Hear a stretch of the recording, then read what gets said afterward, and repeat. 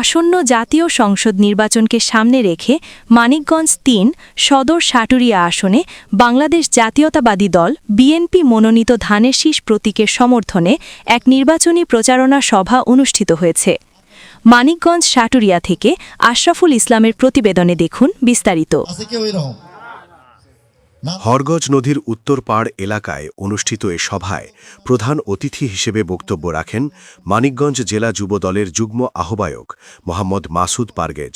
তিনি বলেন, জনগণের ভোট ও অধিকার পুনরুদ্ধারের লক্ষ্যে ধানের শীষের পক্ষে ঐক্যবদ্ধ আন্দোলন গড়ে তুলতে হবে। জনগণই এদেশের ক্ষমতার প্রকৃত মালিক একথা স্মরণ রেখে সবাইকে ভোটের মাঠে সক্রিয় থাকার আহ্বান জানান তিনি।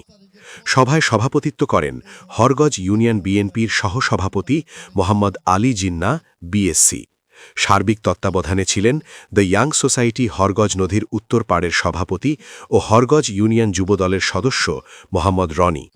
বিশেষ অতিথি হিসেবে উপস্থিত ছিলেন অ্যাডভোকেট মিজানুর রহমান, বিজ্ঞ পিপি, দুদক মানিকগঞ্জ ও সাবেক আইন সম্পাদক জেলা ছাত্রদল, সোহেল খান বিল্টু, সাবেক অর্থ সম্পাদক জেলা ছাত্রদল ও সাবেক যুগ্ম সাধারণ সম্পাদক জেলা স্বেচ্ছাসেবক দল মানিকগঞ্জ এবং শাহিন হোসেন, সাবেক সহসভাপতি জেলা ছাত্রদল ও মুখ্য সংগঠক ক্লাব 94 মানিকগঞ্জ।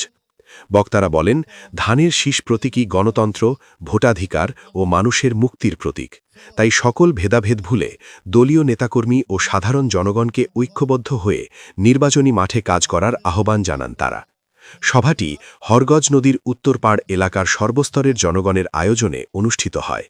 সভায় বিএনপি ও অঙ্গ সংগঠনের বিভিন্ন স্তরের নেতাকর্মী এবং বিপুল সংখ্যক সাধারণ মানুষ উপস্থিত ছিলেন। তাদের কিন্তু জাতীয়তাবাদী দল করার আমরা একটি সুন্দর বাংলাদেশ নির্মাণে আপনার এই সরকার আমাদের যদি আল্লাহ ক্ষমতা আনে আগামীতে তারেক রহমানের নেতৃত্বে যে সরকার প্রতিষ্ঠিত হবে, সেই সরকার আপনার একটি সুন্দর বাংলাদেশ নির্মাণের জন্য সকলের একটি বসবাসের সামাজিক মর্যাদায় আমরা যেন সকলেই বসবাস করতে পারি একত্রে মিলে, সেই বাংলাদেশ হবে।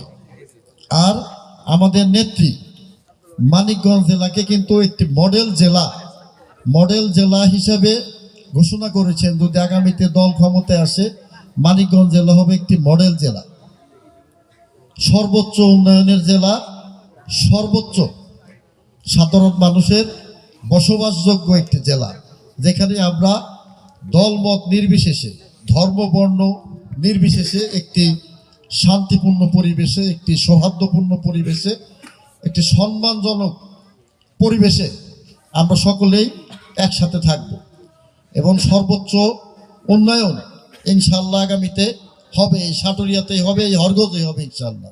তো সবাইকেই আমার ব্যক্তিগত পক্ষ থেকে, জাতীয়তাবাদী যুবদল মানিকগঞ্জ জেলা শাখার পক্ষ থেকে এবং আমাদের সকলেরই নেত্রী, আমার নেত্রী জনাব আফরোজা খান অমৃতা আপার পক্ষ থেকে অভিনন্দন জানাচ্ছি, মোবারকবাদ জানাচ্ছি এবং আপনাদের সকলেরই সুস্বাস্থ্য ও দীর্ঘায়ু কামনা করছি।